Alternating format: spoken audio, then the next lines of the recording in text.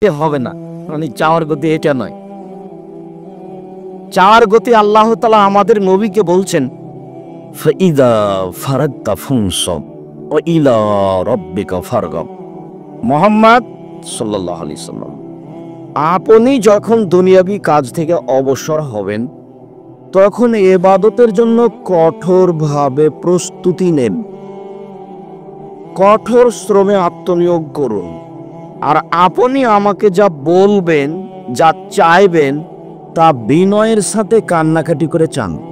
এটা জরুরি আদেশ। আমাদের নবী মুহাম্মদ সাল্লাল্লাহু আলাইহি সাল্লামকে আল্লাহ আদেশ করছেন যে এইভাবে চাইতে হবে, বিনয়ের সাথে কান্নাকাটি করে বলুন। রংপুর, দিনাজপুর, লালমনিরহাট, নীলফামারী, কুড়িগ্রাম, পঞ্চগড়, ঠাকুরগাঁ, জয়পুরহাট, বগুড়া এইসব ডিস্ট্রিক্টের ভাষায় কাউবাউ করে বলুন। চাঁপাইনবাবগঞ্জ, নাটোর, নওগাঁ, রাজশাহী এইসব ডিস্ট্রিক্টের ভাষায় হাত পা ধরে বলুন। মানে বিনয়ের সাথে খুব কান্নাকাটি করে আমাকে বললে আমি কথাটা মানব, শুনবো। আর আসসালামু আলাইকুম রহমতুল্লাহ, আসসালামু আলাইকুম রহমতুল্লাহ, আলহামদুলিল্লাহ, এইটা তো আর কোনো চাওয়া হলো না।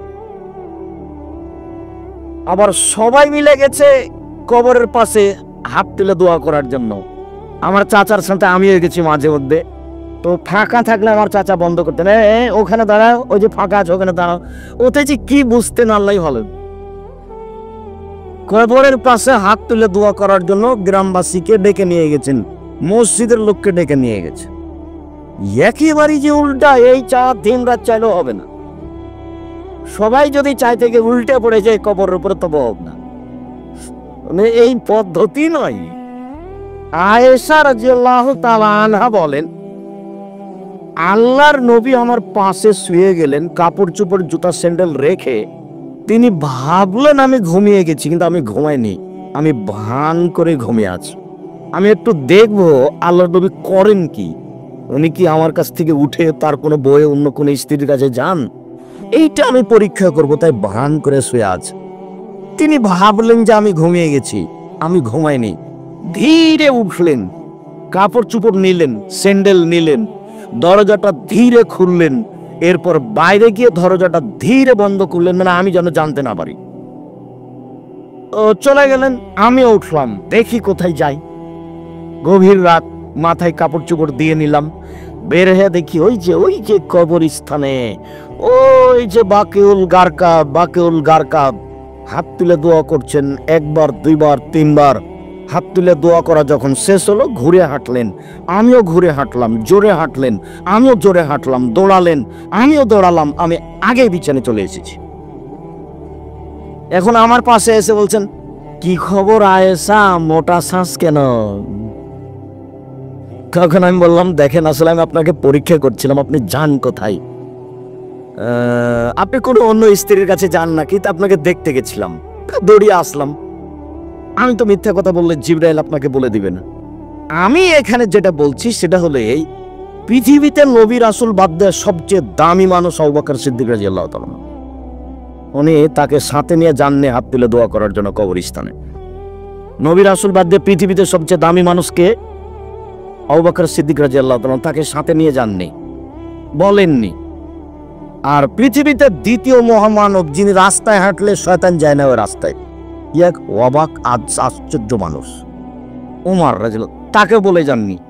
নিজের কাছের বউটা যিনি পাশে শুয়ে আছেন, তাকে একটু বললেন না যে আমি একটু আসছি, হাত তুলে দোয়া করবো কবরস্থানে দায়, আর আপনি সারা গ্রামকে বেঁধে গেলেন।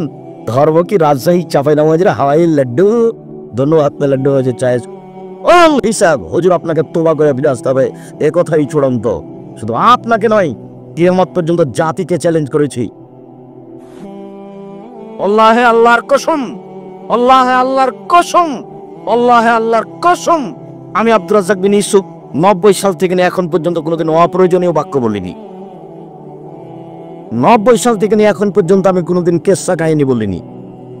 90 সাল থেকে নিয়ে এখন পর্যন্ত আমি কোনোদিন কোনো মানুষকে হিসাব করে, বদনামমূলক কোনো মাযহাবকে, হানফি সাহাবী যেটা হোক, কোনো হিসাব করে আমি কথা বলিনি। কোনো দিন কোনো মাযহাবের নিন্দা করিনি। সব বক্তব্য টান দিয়ে দেখেন, আমি কোনো দিন কাউকে গালি দিচ্ছি, নিন্দা করছি, কোনো মাঝহাবের বদনাম করছি, এটা পাবেন না আপনি। আমাকে যখন বলা হয়েছে যে আপনি মাঝহাব সম্পর্কে কি বলেন, তখন আমি বলেছি যে বিচারের মাঠে যদি আল্লাহ তাআলা ইমাম আবু হানিফা রাহিমাহুল্লাহকে বলেন যে তুমি কি কাউকে মানতে বলেছিলে যে আমাকে মেনে চলো, তো ইমাম আবু হানিফা রাহিমাহুল্লাহ যদি বলেন না না না আমি কাউকে মানতে বলিনি, তো আপনার কি হবে? কথা বুঝতে পারলেন না মনে হয়?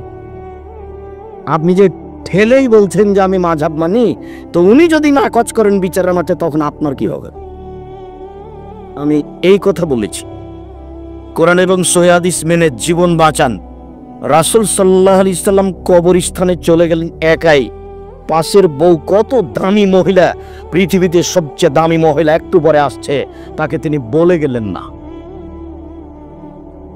এই ছেলে। আর তোমরা যারা দায়িত্ব পালন করছো, মহিলারা কথা বলে কি করে? আপনাদেরই তো স্ত্রী ছেলে মেয়ে আছে, ওখানে কথা বলে আপনার একটু ইতস্তবোধ হয় না? ওই মহিলার একটু শরমবোধ হয় না, একটু লজ্জাবোধ হয় না? আপনি এখানে এসে গল্প করেন কি করে, হইচই করেন কি করে? আপনি মুখটা বন্ধ করুন।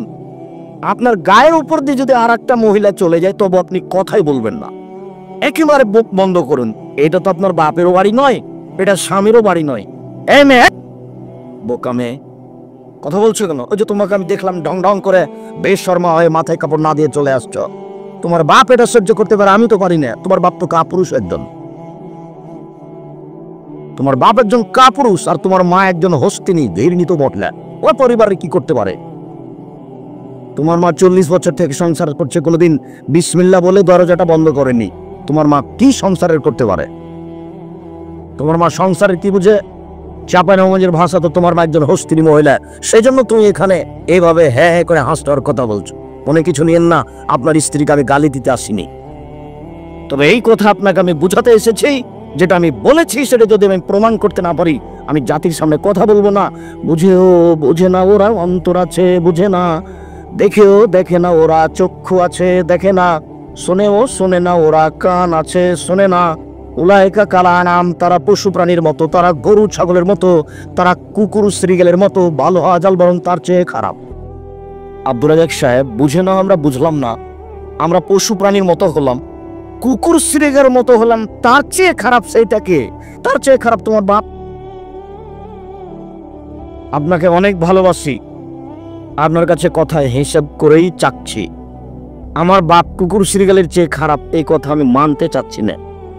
আমিও তোমার আব্বাকে এই কথা বলতে চাচ্ছি না, যে তোমার আব্বাকে আমি এই কথা বলবো কেন? কিন্তু তোমার দাদা মারা 10 বছর হলো, তোমার দাদার জমি তোমার বাপ ভোগ করছে, তোমার ফুফুকে এখন পর্যন্ত দেয়নি। তোমার দাদা মরার পরে জমি জায়গা তোমার বাপ সকালে পাবে আর তোমার ফুফু বিকালে পাবে, এরকম একসাথেই পাবে, একসাথেই পাবে। তো এখনো জমি দেয়নি, তোমার বাপ কুকুর শ্রীগালের চেয়ে খারাপ নয় তো ভালো কোথায়, সেটাই বলো তুমি। জমি দেয়নি কেন তুমি বলতে পারো না তোমার বাপকে, আব্বা ভাগ্য ছাড়া দুনিয়াতে আসেনি, ভাগ্য নিয়ে এসেছি। ভাগ্যে যদি ভিক্ষা করা থাকে ভিক্ষা করে খাবো, ভাগ্যে যদি জমিদারি থাকে জমিদারি করে খাবো, ফুফুর জমি খাবো না। এ কথা না তুমি তোমার বাপকে বলতে পারো না? তোমার বাপ আবার আরো চিলিয়ে বলে, এটা তো দিনাজপুর রংপুর, আমি খুব ভালো বুঝি। তোমার বাপ আরো চিলিয়ে বলে তোমার ফুফুকে, যা যদি জমি নিস তাহলে আর কোনোদিন আসিস না, এই বাড়িতে উঠতে পাবি না। তো ও কি তোমার ফুফু কি তোমার বাপের জমি নিতে এসেছে না ওর বাপের জমি নিতে এসেছে? তাহলে তোমার বাপে কথা বলে কি করে, যার আসিস না? তোমার বাপের একটু শরম হয় না? তোমার বাপের ওটা বোন, ও আত্মীয়তার খাতিরে যখন তখন আসবে। ওটা বুঝতে পারেননি? জমির সাথে কি সম্পর্ক? জমি এতদিন পর্যন্ত দেওয়া হলো না কেন? তুমি বলে দিও তোমার আব্বাকে, আব্দুর রাজ্জাক সাহেব বলে গেছেন 24 ঘন্টা পার হয় না যেন আগামীকাল সন্ধ্যা হতে হতে তোমার বাপ যেন তোমার ফুফুর জমি ভাগ করে ছেড়ে দেয়। আর যদি আমাকে বলো, তাহলে আমি আব্দুর রাজ্জাক বিন ইউসুফ আমার বাপকে মাটি দেওয়ার পরে এসে জমি জায়গা ভাগ করার পরে খাওয়া দাওয়া করেছি। যদিও জমি আমি কিছু চিনি, আমার ছোট ভাই মুস্তাফা কামাল বরিশাল মডেল কলেজের শিক্ষক, ও জমিই চিনে না। ও শুনেছে যে এরকম আছে কিছু জমি। এই আমরা কোনদিন জমি চাষাবাদ করতে যাই না, আমার বোনের স্বামীরাই চাষ করে, কিন্তু ভাগ করার কাজটা করে রেখেছে। সম্মানিত দিনী ভাই বোন, আল্লাহ তাআলা বলছেন যে তোমরা তোমাদের পছন্দ মতো বিবাহ করো। এর অর্থ এই নয় যে যেগুলো মেয়ে অপছন্দ সেগুলো বাদ পড়ে থেকে যাবে, তা নয়। কেন? ভাগ্য লিখা হয়েছে পৃথিবী সৃষ্টির 50,000 বছর আগে। এরপরে আবার মায়ের পেটে যেদিন 340 শুক্রকীট 4 মাস, সেদিন ওটাকে আবার লিখা হয়েছে। বিবাহ যেখানে হওয়ার সেখানেই হবে। তবে আল্লাহ একটু সান্ত্বনা দিলেন যে তো একটু পছন্দ মতো বিবাহ করো না, দেখবেন যে ঘুরতে ঘুরতে ঘুরতে ঘুরতে এখানে এসেছি। কত ভালো ছাড়লাম, ঘুরে এখানে এসেছে, আসতেই হবে বাধ্য। আল্লাহ তাআলা বলছেন ফানকিহুন্না বিইذনি আহলিহিন্না ওয়া আতুহুন্না উজুরাহুন্না বিল মারুফ। তোমরা মেয়েদেরকে বিবাহ করো তার বাপকে বলে, অভিভাবক তার গার্জেনকে বলে, আর ওর মোহর দিয়ে দাও। এই দুইটা আল্লাহর আদেশ। বাপ ছাড়া বিবাহ হবে না। আয়েশা রাদিয়াল্লাহু তাআলা আনহা বলেন, আইয়ুমা ইমরাতিন নাকাহাত বিগাইরি ইযনি ওয়ালিয়া ফানিকাহুহা বাতিল ফানিকাহুহা বাতিল ফানিকাহুহা বাতিল। যে কোনো মেয়ে মহিলা মানুষ বাপ ছাড়া অভিভাবক ছাড়া বিবাহ বসবে, সেই বিবাহ বাতিল, সেই বিবাহ বাতিল, সেই বিবাহ বাতিল, কোর্টের বিবাহ বাতিল। কিয়ামত পর্যন্ত কোর্টের বিবাহ জায়েজ নয়, 7 ছেলের মা হলেও। মেয়ের বাপকে আবার বিবাহ পড়াতেই হবে, বৃদ্ধা বয়স হলেও বিবাহ পড়াতে হবে। আব্দুল রাহিম সাহেব তখন তো তার বাপ বেঁচে নাই, তার ভাই পড়াবে, ওর চাচা পড়াবে, ওর দাদা পড়াবে। তবে উকিল বাপ আরাম।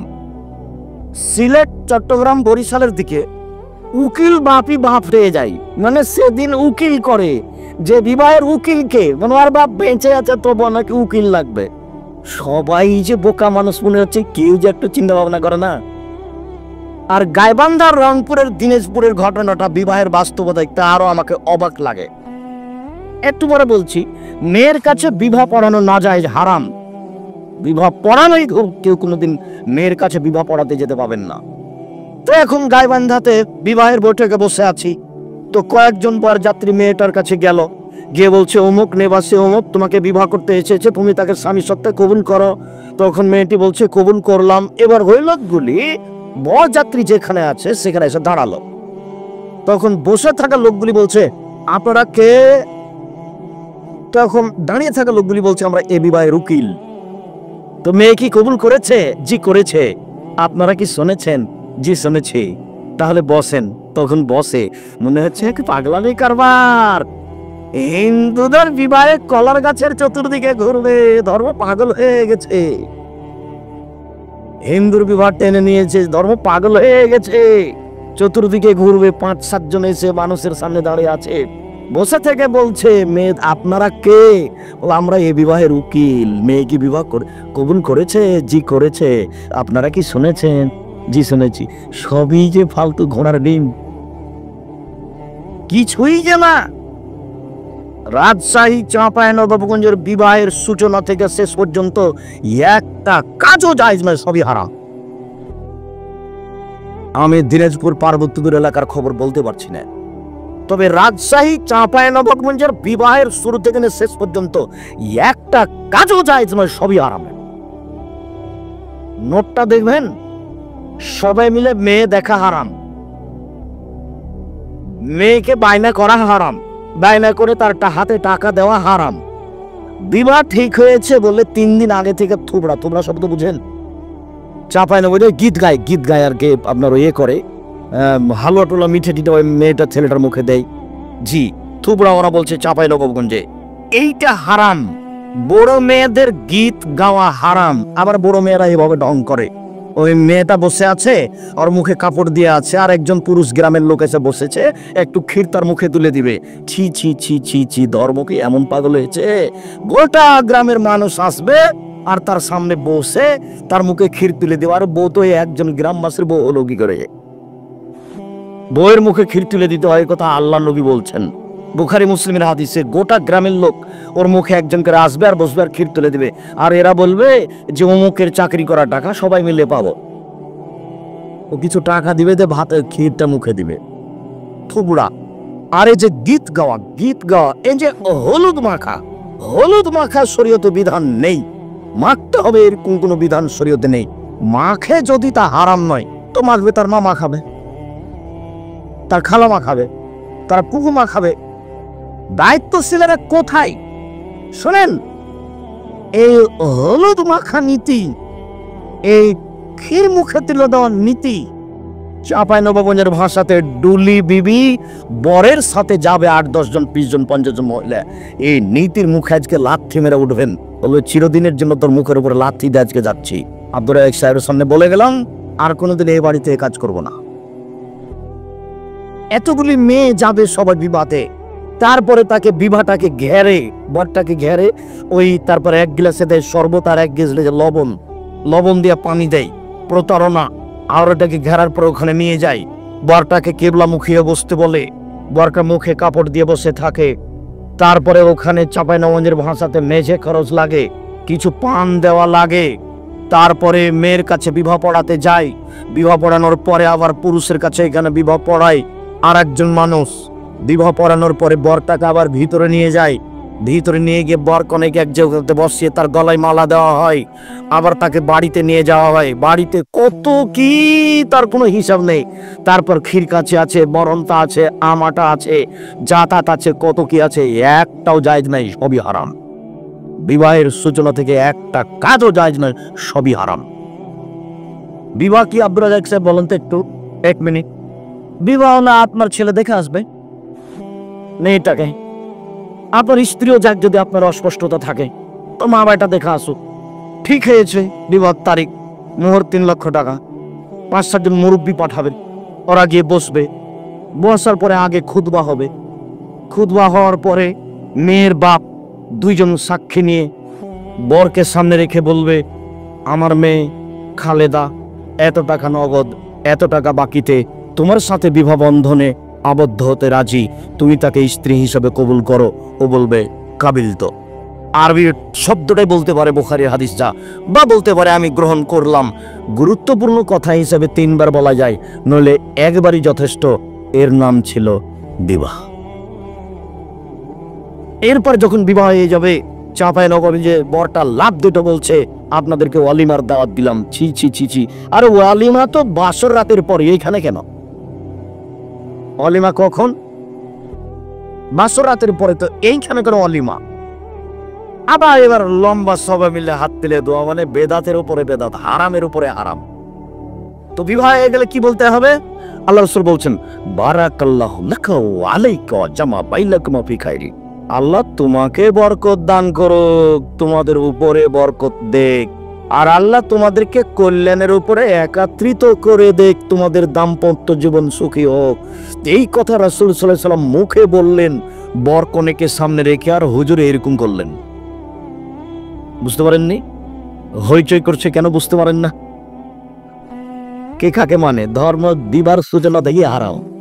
ভাবিতে হলুদ মাখিয়েছে দেবরকে, মানে সূচনাই যে না। আর কত সাদ করে যে ভাবি হলুদ মাখাচ্ছে, আর কত হইচই, অবাক হতে হয়। এভাবে বিবাহ হচ্ছে। আমি পার্বতীপুরের খবর জানি না, রাসূল সাল্লাল্লাহু আলাইহি সাল্লাম বলেন, লা নিকাহা ইল্লা বিওয়ালিন, অভিভাবক ছাড়া বিবাহ হবে না। ওয়ালা নিকাহা ইল্লা বিশাহিদাইনে, 2 জন সাক্ষী ছাড়া বিবাহ হবে না। কাজী সাহেবের খাতাতে আছে 4 জন সাক্ষী, মানে এই খাতা জ্বালিয়ে দিতে হবে, এটা ড্রেনে ফেলে দিতে হবে, নতুন খাতা বানাতে হবে, যাতে সাক্ষীর ঘর থাকবে 2টা। এখন বলছি যে মেয়ের পক্ষ থেকে 2টা, ছেলের পক্ষ থেকে, এই কথাটাও হারাম। বিবাহ জায়েজ হওয়ার জন্য 2 জন মানুষ লাগে, বুঝাতে পারিনি কথা। বিবাহ জায়েজ হওয়ার জন্য কয়জন মানুষ লাগে? 2 জন বাস। সে মেয়ের পক্ষ থেকে হোক, ছেলের পক্ষ থেকে হোক, 2 জন সাক্ষী লাগবে, আর বাপকে লাগবে, আর বরটাকে লাগবে, বাস। মেয়ে লন্ডনে থেকে না আমেরিকাতে থেকে, তাতে আসে যায় না। আর মেয়ে বাড়িতে আছে, বর লন্ডনে আছে, থাক। মোবাইলে কথা হচ্ছে, লাউড স্পিকারটা চালু করে দিয়ে খুতবাটা পড়ে মেয়ের বাপ বলবে, আমার মেয়ে খালেদা তোমার সাথে বিবাহ বসতে রাজি, তুমি তাকে কবুল করো, 3 লক্ষ টাকা মোহর। তখন বললে, জি কবুল করলাম। 2 জন সাক্ষী শুনলো, বিবাহ হয়ে গেছে, সে যেখানেই থাক। 10 বছর পরে যদি আসে, তাহলে আর কিছু করা লাগবে না, ওই বিবাহে বলবৎ থাকবে। বাপের কথার দাম আছে। উকিল বিবাহ, উকিল বাপ হারাম। এখানে উকিল আবার ঢুকতে পাবে না কেউ। নীতি হারাম। সম্মানিত দিনী ভাই বোন, আমি বিবাহের আদর্শ পরিবারের বা পরিবার ও পারিবারিক জীবনের প্রথম অংশ সংক্ষিপ্ত কথা বলে শেষ করলাম। এতটুক যে বাসর ঘর সাজাতে হবে এ কথাই ঠিক। আয়েশা রাদিয়াল্লাহু তাআলা আনহা বলেন যে আমার মা আমাকে ডাকলেন, আয়েশা জি। তখন আমি দোলনায় খেলাচ্ছিলাম। আমার কিছু বান্ধবী একদিকে আছে আর আমি একদিকে আছি, আমরা দোলনায় খেলাচ্ছি। তো আমি দৌড়িয়ে আসলাম, জি আম্মা। তো আমার মা একটু পানি টানি আমার মুখে টুকে নিয়ে একটু ধোলা বলে গেল, মুছে দিলেন। তারপর একটা ঘরে নিয়ে গেলেন, দেখি আনসারীদের মহিলা, ওরা আমাকে সুন্দরী করে সাজালো। আমি বিষয়টা বুঝতে পারছি না যে এরা আমাকে সাজাচ্ছে কেন। আসমা বিনতে ইয়াজিদ বলছেন যে কাইয়ামতু আয়েশা তালে রাসূলুল্লাহ সাল্লাল্লাহু আলাইহি সাল্লাম, আমি আয়েশাকে সাজিয়েছি বাসর রাতের জন্য সুন্দরী করে। আল্লাহর নবীর জন্য আমি আয়েশাকে সাজিয়েছি বাসর রাতের জন্য। হাটে বাজারে যত সাজগোছের মহিলারা জিনিস পাবে সবই মহিলারা ব্যবহার করতে পারবে, তবে নেল পালিশ নখে লাগাতে পাবে না। কেন? ইহুদি খ্রিস্টানদের পতিতালয়ের মহিলার বৈশিষ্ট্য হচ্ছে নখে নেল পালিশ দেওয়া। ইহুদি খ্রিস্টানদের পতিতালয়ের মহিলাদের বৈশিষ্ট্য হচ্ছে নখে নেল পালিশ দেওয়া। ইহুদি খ্রিস্টানদের পতিতালয়ের মহিলাদের বৈশিষ্ট্য হচ্ছে নখে নেল পালিশ দেওয়া। অতএব নখে নেল পালিশ দিতে পাবে না, মেহেদি দিবে। হাতের নখে তো দিবেই।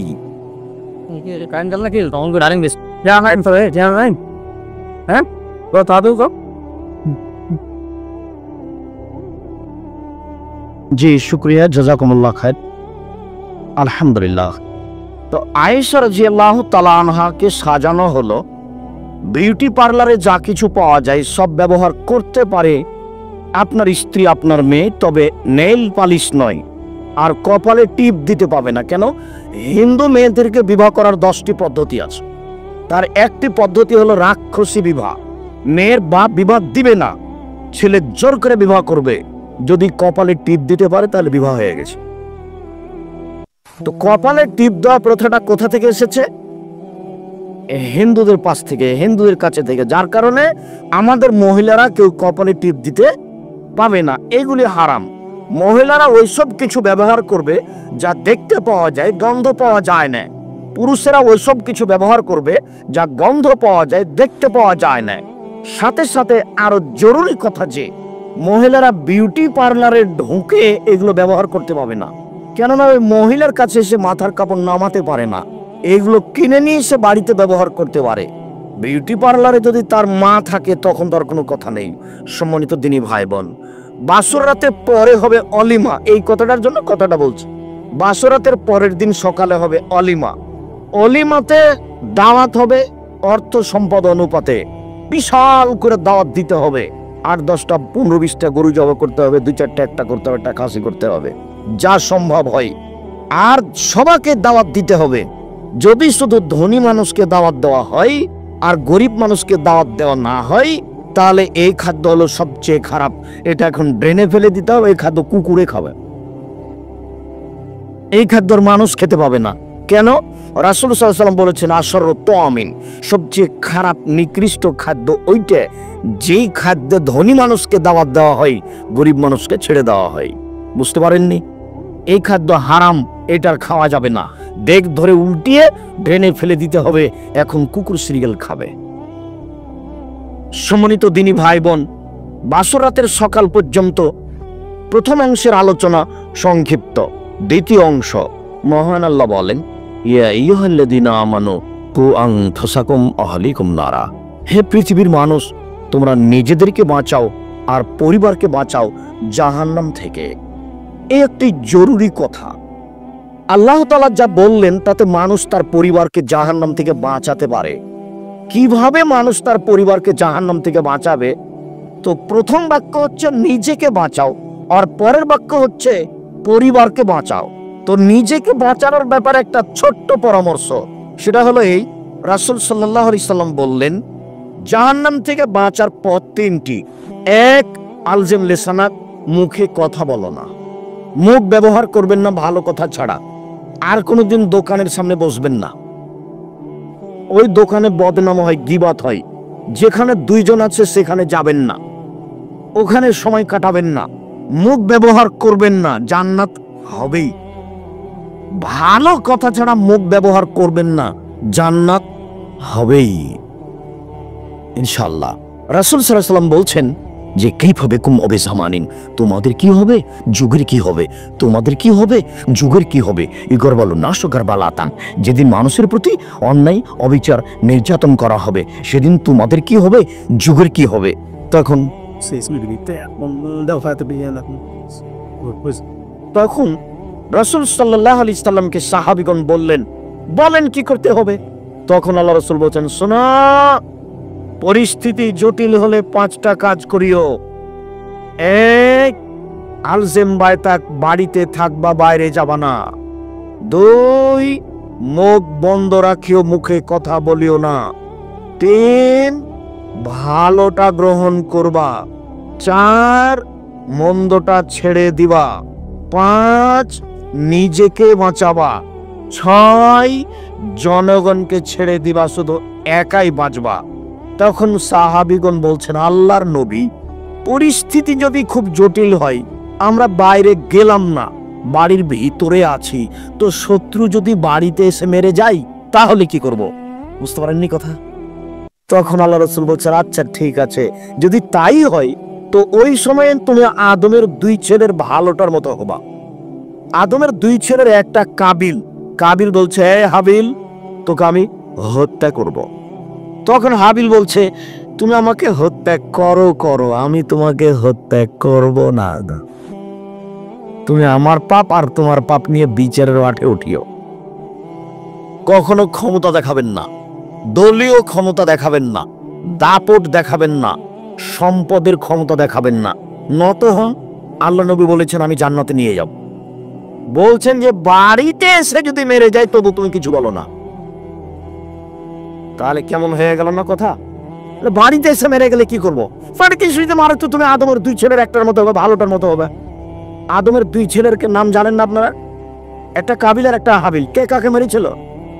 কাবিল হাবিলকে মেরেছিল। তা আগে ঘোষণা দিয়েছে কাবিল, এই হাবিল, তোকে আমি মারবো। তখন হাবিল বলছে, তুমি মারো, আমি তোমাকে মারবো না। আপনাকে এরকম হতে বলছে।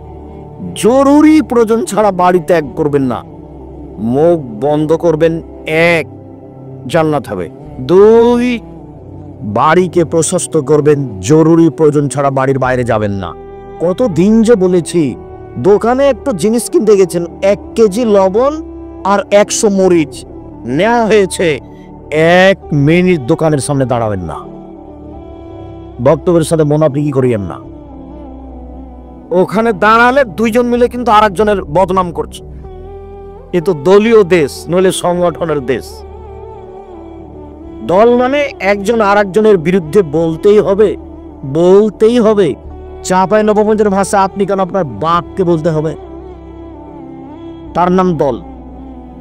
না বুঝে কেউ কিছু না বলে বেঁচে যাবে, এরকম কোনো পথ নেই।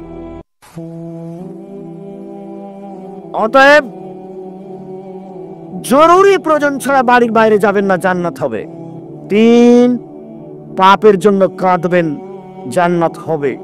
আল্লাহ নবী বলেছেন, আল্লাহর ভয়ে কাঁদে যে তার জাহান্নামে যাওয়া ওইরকমই অসম্ভব গাভীর বান ওলান থেকে দুধ বের করে ভিতরে ঢোকানো যেমন অসম্ভব।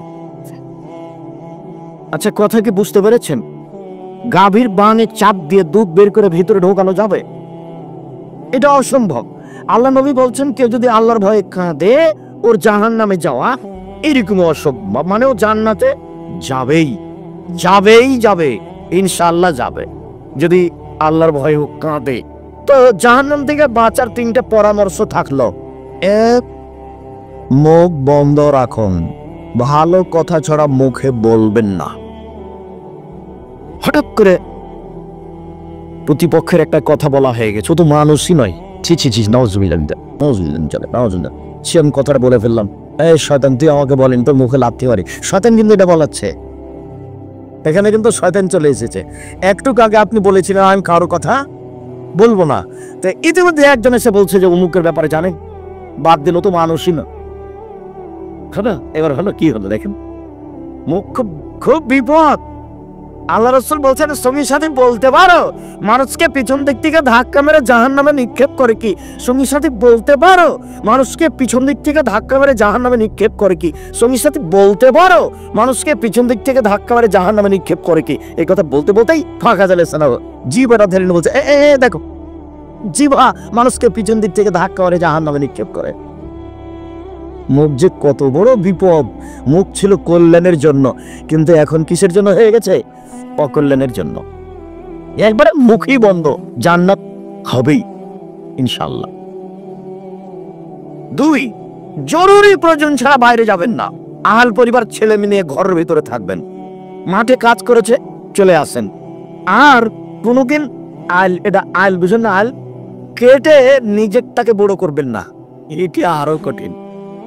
যদি জমি একটু বেশি করে দখল করে নেন, আলটা কাটতে কাটতে যদি একটু ওইদিকে হটে যায়, তাহলে বিচারের মাঠে বিচার দেরি হয়ে যাবে, আর জান্নাত সহজে হবে না।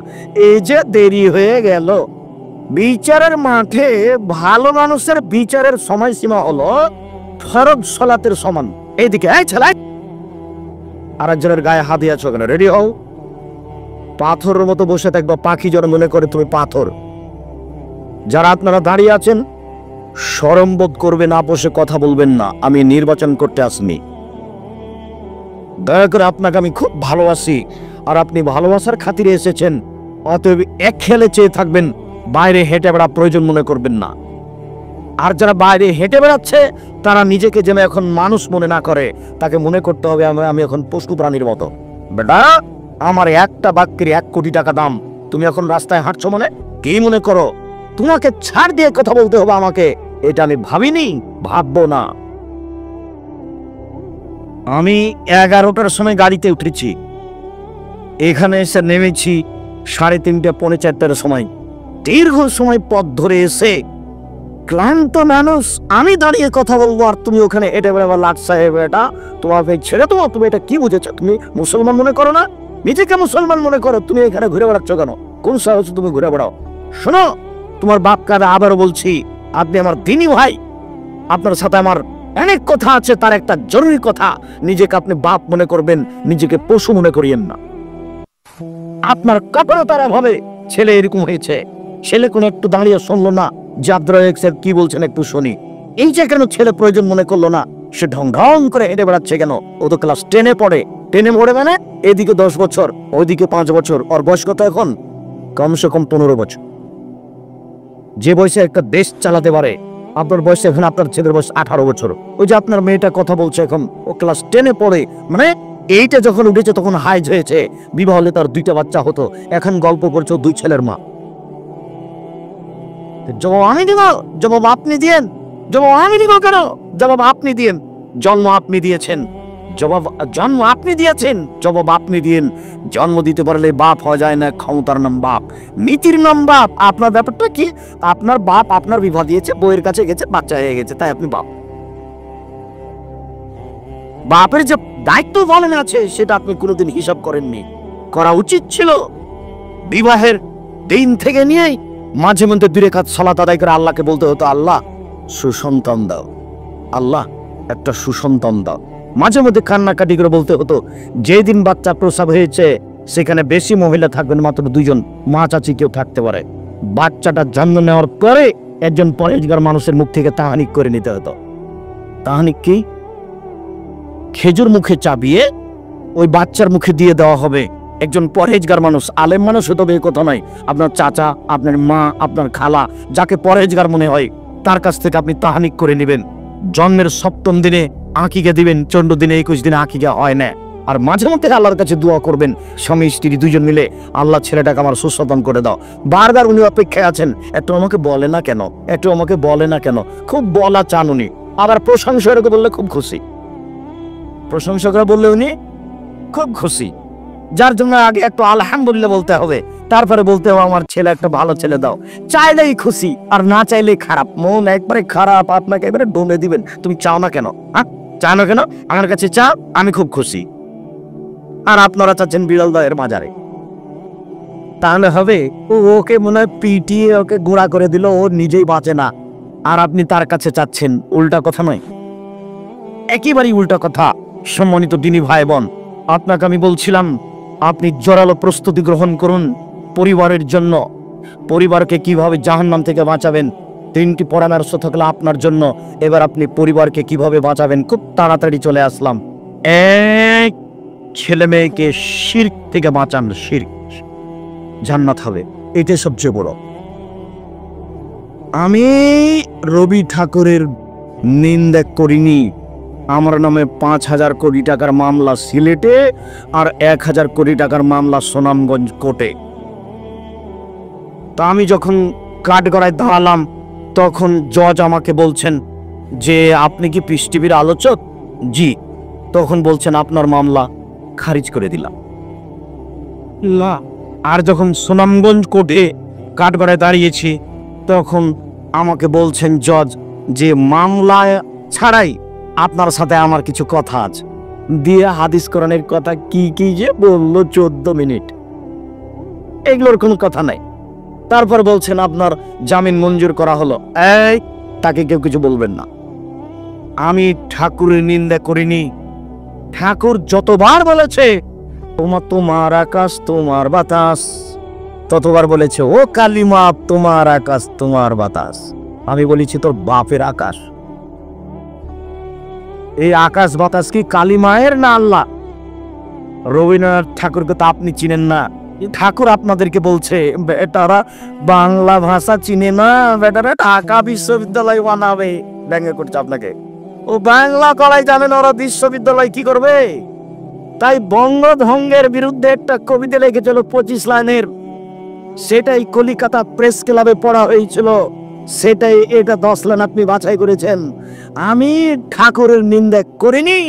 আমি বলেছি ঠাকুর যতবার বলেছে ও মা তোমার আকাশ, ততবার ঠাকুর বলেছে ও কালিমা তোমার আকাশ।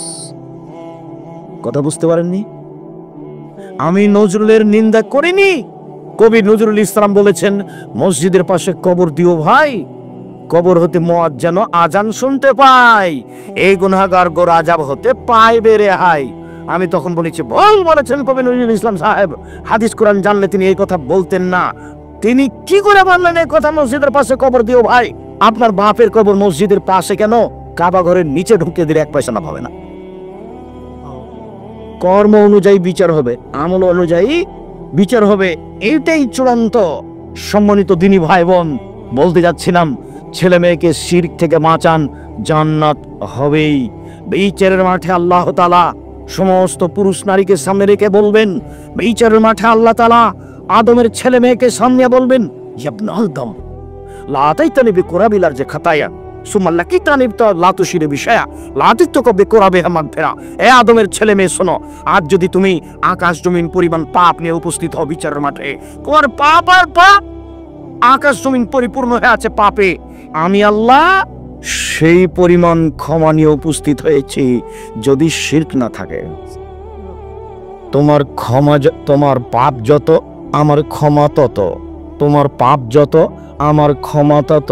যদি শিরক না থাকে, তোমার পাপ যেই পরিমাণ আমার ক্ষমা সেই পরিমাণ, তোমার পাপ যেই পরিমাণ আমার ক্ষমা সেই পরিমাণ। যদি শিরক না থাকে, বিচারের মাঠে আল্লাহ বলবেন ছেলে মেয়েকে শিরক করতে দিয়েন না, জান্নাত হবেই। ওই কথাটা কোনোদিন খেয়াল করেছেন যে আল্লাহ রাসূল বলছেন মান কানা আখিরু কালামিহি লা ইলাহা ইল্লাল্লাহ ফাদাখালাল জান্নাহ। মরার সময়তে যদি করো শেষ বাক্য লা ইলাহা ইল্লাল্লাহ হয়, তাহলে সে জান্নাতে চলে গেছে। তার মানে বলার সময়তে লা ইলাহা ইল্লাল্লাহ বলেছে আর শিরকও হয়নি, এটা আর কেটেও যায়নি।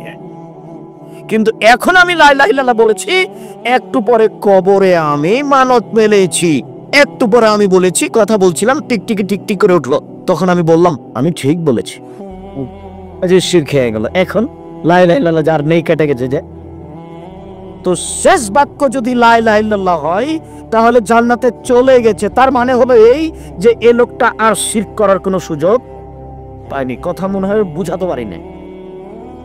আল্লাহ রাসূল সাল্লাল্লাহু আলাইহি ওয়াসাল্লাম বললেন যে লাখ কেন, তখন লা ইলাহা ইল্লাল্লাহ, মরে মরে জান যায় যায়, মরে মরে গান যায় যায়, তার পাশে তোমরা লা ইলাহা ইল্লাল্লাহ বলো, শুধু লা ইলাহা ইল্লাল্লাহ। কেন? এইটুকু যদি বলে মরে যায় তাহলে জান্নাত চলে গেছে।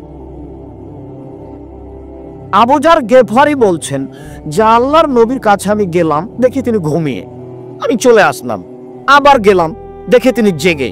আমাকে দেখে বলছেন, আবু যার শোনো শোনো শোনো শোনো, মান কালা লা ইলাহা ইল্লাল্লাহ ওয়া মাতা আলা যালিক, কেউ যদি লা ইলাহা ইল্লাল্লাহ বলে আর এইটার উপরে যদি মরে, মানে শিরক করেনি, লা ইলাহা ইল্লাল্লাহ বলেছে আর এটার উপরে মরে গেছে, তাহলে জান্নাতে চলে গেছে। তখন আবু যার গেফারি বলছেন, জেনা করলে চুরি করলেও যাবে? আল্লাহ রাসূল বলছেন, জেনা করলে চুরি করলেও যাবে, জেনা করলে চুরি করলেও যাবে, জেনা করলে চুরি করলেও যাবে, জেনা করলে চুরি করলেও যাবে, জেনা করলে চুরি করলেও যাবে। আই রাগবান ফেলা বেজার, তোমার নাকটা মাটিতে মিশে যাক, আমি বলছি জান্নাতে যাবে, তোমার আপত্তি কি? তোমার তুমি আপত্তি করার কে? তুমি আপত্তি করার কে? তার মানে বিচারের মাঠে আল্লাহ বলবেন যে তোমার পাপ যে পরিমাণ, আমার ক্ষমা সেই পরিমাণ, যদি শিরক না থাকে। কথা মনে হয় বুঝাতে পারলাম না। এখন মা চাচির তো দিন রাত শিরক। ঢাকা থেকে দিনাজপুর থেকে গাড়িটা ছুটছে, পার্বতীপুর থেকে ঢাকা যাবে, সূর্য ডুবার সাথে সাথে গোটা গাড়িতে আলো। তা বললাম কি ব্যাপার, আলো কেন? মালিকে বলে দিয়েছে। মানে হিন্দুরা সূর্য ডুবলে কি করে? বাড়িতে আলো জ্বালায়, আলো জ্বালায়। সেটা মুসলমানের মধ্যে আছে, সেইটা হলো শিরক। শিরক দিয়ে ভারত, বাংলাদেশ, পাকিস্তান ভরা, পার্বতীপুর ভরা, দিনাজপুর ভরা, কি দিয়ে ঈমান টিকবে আমি বুঝতে পারি না। লোকমান হাকিম বলছেন, বোনাইয়া ওরা আমার আদরের ছেলে, লা তুশরিক বিল্লাহ, শিরক করো না বেটা, শিরক সবচেয়ে বড় পাপ। শিরক না করলেই ছেলে মেয়েকে জান্নাতে পাঠিয়ে দিয়েছেন, কোনো সমস্যা হবে না ইনশাআল্লাহ। ওমর আহলাকা বিসসালাত ওয়াসতাবির আলাইহা, নিজে সালাত আদায় করো আর ছেলে মেয়েকে সালাত আদায় করতে বলো, জান্নাত হবে। এটা কেন? সালাতে জান্নাত কেন আব্দুর রাজ্জাক সাহেব? মানে সালাত এমন একটা ইবাদত, তার উপরে নির্ভর করে অন্যান্য ইবাদত। এদিকে দেখেন, এদিকে দেখেন, আল্লাহ রাসূল বলছে যে দেখো এই লোকটা জান্নাতে চলে গেছে। কেন জান্নাতে গেছে? রাস্তাতে একটা গাছ পড়েছিল, কেটে সরিয়ে দিয়েছে, এই জন্য জান্নাতে চলে গেছে। তো আপনার বাড়ির পাশে একটা কুকুর রাস্তায় মরে পড়ে আছে, আপনি কুকুরটা সরিয়ে গর্ত খুলে পুঁতে দিলেন, বিনিময় জান্নাত। হাদিস বুখারী মুসলিম। হবেই। কিন্তু আপনি নামাজ পড়েননি, তখন কি হবে? তখন আল্লাহ এটা কেটে দিবেন, যাক এটা নেই। চাঁপাইনবাবগঞ্জের ভাষাতে এটা পশ্চিম, এটা বাদ। মানুষের ইবাদত কিসের উপরে নির্ভর করে? নামাজের উপরে। বুঝাতে পারি না মনে হয়। একটা ফকিরকে 10টা টাকা দিয়েছেন, এর নেকি হবে না? নেকি অবশ্যই হবে, কিন্তু আমি নামাজ পড়িনি, তখন এই নেকিটা আল্লাহ কি করবেন? এটা নাই। খুব দামি ইবাদত হজ। আল্লাহ নবী বলছেন, কারো যদি হজ কবুল হয়ে যায় তাহলে হয়ে যাবে সেই দিনের মতো যেদিন তার মা তাকে জন্ম দিয়েছে। তাহলে কত বড় ইবাদত। এখন নামাজ পড়েনি, খালি হজ, তখন এটা কি হবে? কেটে দিবেন। ইবাদতের জগতে সবচেয়ে দামি ইবাদত সেম রোজা। বিভিন্ন সময় মোবাইলে শুনেছেন, ইবাদতের জগতে সবচেয়ে দামি ইবাদত হলো সেম রোজা, কিন্তু নামাজ নাই, তখন আল্লাহ এটা কি করবেন? কেটে দিবেন। আল্লাহ বলছেন, নিজে সালাত আদায় করো, ছেলে মেয়েকে সালাত আদায় করতে বলো। রাসূল সাল্লাল্লাহু আলাইহি ওয়াসাল্লাম বলেন, মাউরু আওলাদাকুম বিসসালাত ওয়া হুম আবনাউ সাবঈ সিনিনা, ছেলে মেয়েকে নামাজ করতে বলো 7 বছর বয়সে, ওয়াদরিবহুম আলাইহা ওয়া হুম আবনাউ 10 সিনিনা, এই সালাত আদায় করো যখন তার বয়স 10 বছর, 8 বছর বয়স। আব্বু নামাজ পড়েছ? নামাজ পড়ো আব্বু। 9 বছর বয়স। আম্মু নামাজ পড়েছ? জি না। 10 বছর। আম্মু নামাজ পড়েছ? জি না। দাঁত ভেঙে দেবো, এক নরম নিজের চামড়া তুলে দেবো। নামাজ ছাড়া এ বাড়িতে খাওয়া নেই। মাঝে মধ্যে আমার দাদি কথা আমার মা নকল করেন, সেটা আমি বলি। আমার মা নতুন বউ বাড়িতে এসেছে, নতুন বউ 2-1 দিন মনে হয়েছে, তা আগে তো নতুন বউকে কাজ করতে বলা হতো, তো আমার মাকে লিপতে লাগিয়েছে, লিপা বুঝেন, আর অল্প একটু হলে হয়ে যাবে, তখন আজান হয়ে গেছে। তা আমার দাদি বলছেন, আগে হাত ধুয়ে নে, হাত ধুয়ে নিয়ে নামাজ পড়ে নিয়ে লেপ। তখন আমার মা বলছেন, আর 2বার হাত ঘোরালেই তো হয়ে যাবে, এটা করে নিয়ে হাত দিয়ে নামাজ পড়বো। যে এই কথা বলা, আমার দাদি ঘর থেকে বের হয়ে পিঠের উপরে কয়েকটা কিল। আমি বলছি নামাজ পড়তে আর তুই বলছিস যা হাত দুবার গোড়ালি হয়ে যাবে। তো সাহস একবারে 19-20 করা যাবে না ওই বাড়িতে। ওইভাবে তার দুনিয়া পার হয়ে গেছে। ও পিঠিয়ে বেটার আগে পিঠে তো মা হয়ে একটু 19-20 হলে নামাজে। যখন বৃষ্টি এসেছে ওই সময় আজান হয়েছে, তো সবাই আগে ধানটা উঠাচ্ছে তাড়াহুড়া করে ভিজে যাবো বলে। তখন দাদি বলেছেন না, যেই ভিজিয়েছে সেই শুকাবে, আজান হয়েছে নামাজ আগে পরে এগুলি। এক একজনের গতি দেখেছেন, গতি কত কঠোর।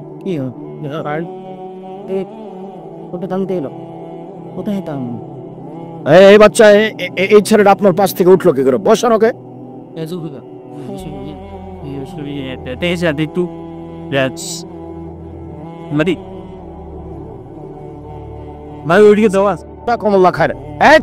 আপনারা বসেন, একটু বসেন, আপনারা বসেন, কেন উঠতেছেন? একটু বসেন। ধৈর্যটাকে ঘোড়ার ডিম মনে করিয়েন না। ঘোড়ার ডিম মানুষ বলে কিন্তু বুঝে না।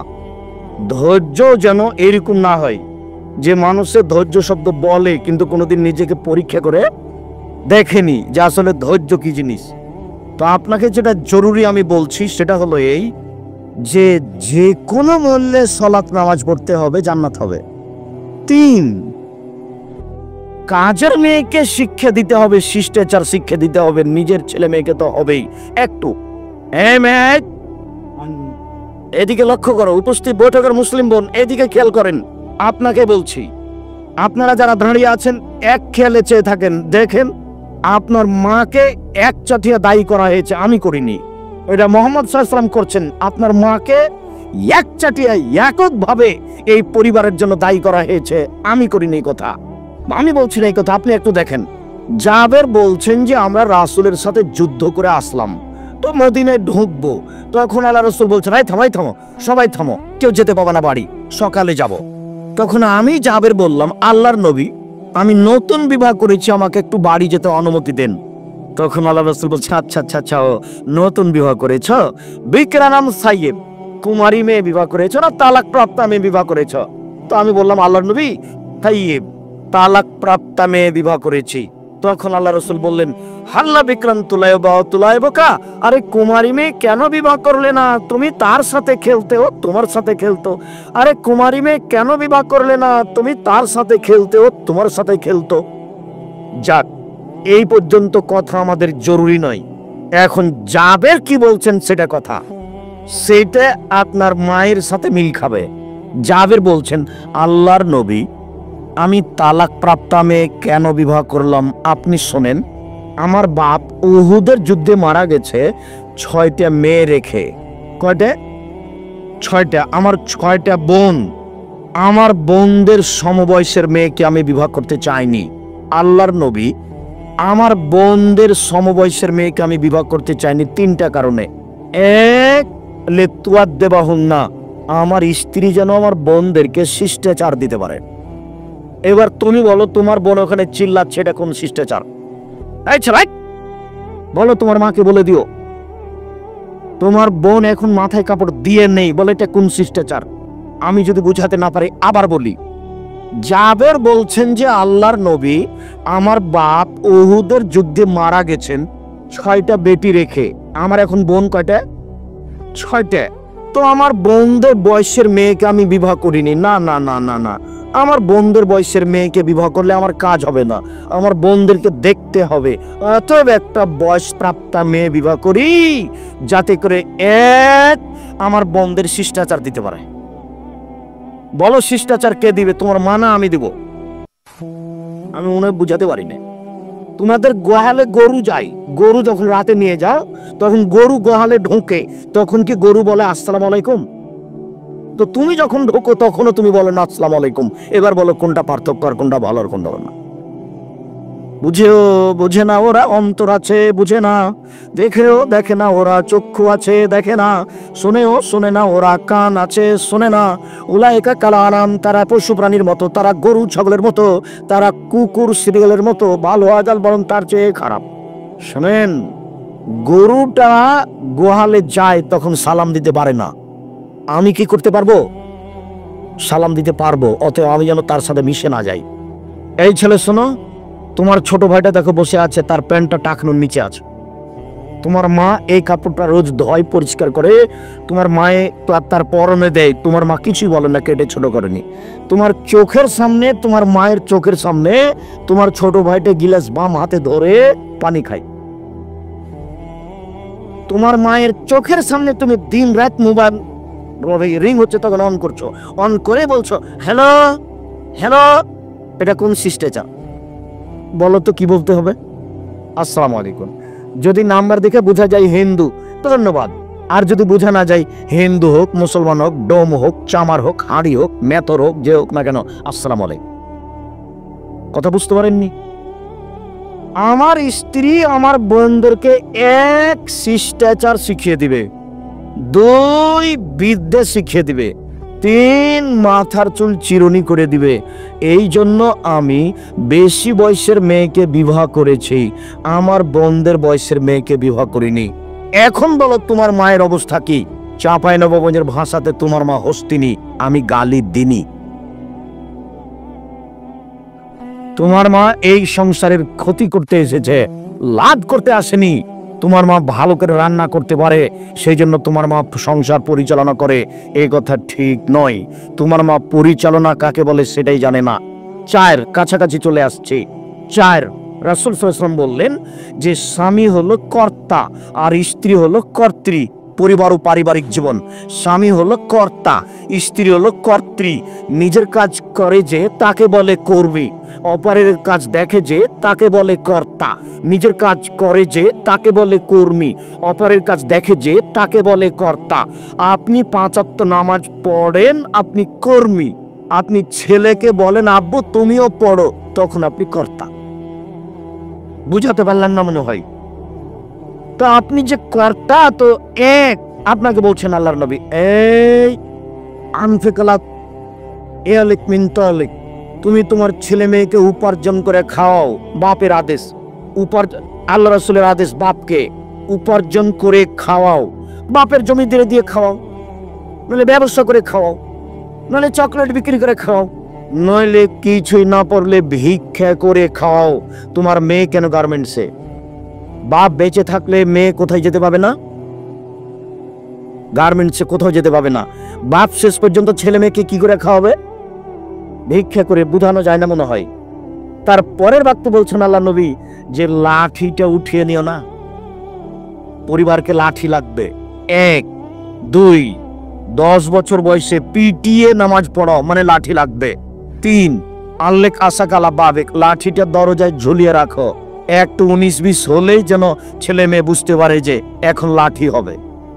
পৃথিবীর সবচেয়ে দামি মানুষ, পৃথিবীর সবচেয়ে বড় ভদ্র মানুষ পরিবারকে কন্ট্রোল করতে বলছেন কি দিয়ে? লাঠি দিয়ে। 1-2 বার নয়, এই কথা তিনি 5 বার বলেছেন। বিভিন্ন পর্যায়ে পরিবারকে লাঠি দিয়ে ঠিক করতে হবে। আলোচনা মধ্যে রেখে দিয়ে জরুরি পরামর্শ আপনার সাথে।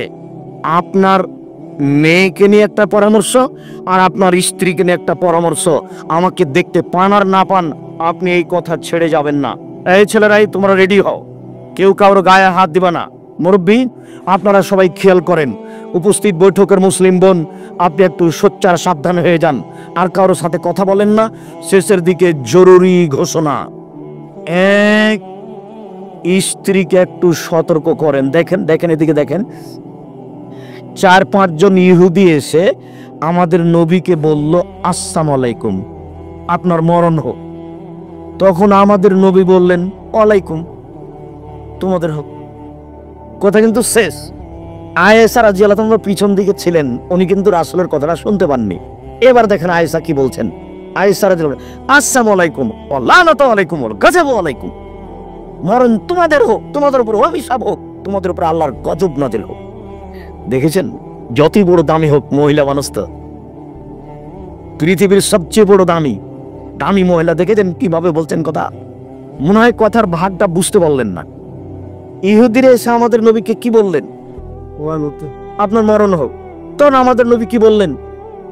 আপনাদের মানে আসসালামু আলাইকুম, তোমরা ওয়ালাইকুম, পাল্টা পাল্টি, কথা শেষ। আয়েশা এটা শুনতে পাননি, তখন এবারে চোটে 3-4 বাক্য একসাথে। তখন আল্লাহ রাসূল বলছেন ইয়া কলম ফল ফহুসা, আয়েশা নরম হও, কঠোর হয় না। 1 নরম হও, কঠোর হয়ে না। নরম হও, কঠোর হয়েও না। শোনো, ইয়াকলুন ফল ফোসা, কঠোরতা থেকে বেঁচে থাকো।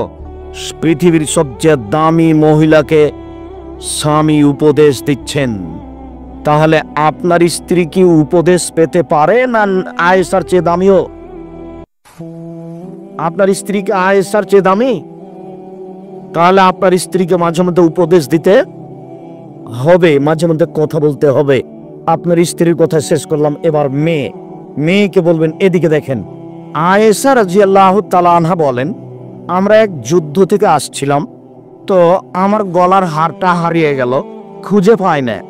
জনগণ আটকা পড়ে গেল, পানি নেই, অজু করতে পারি না, সবাই বিপদে। তো আবু বকর সিদ্দিককে বলা হলো,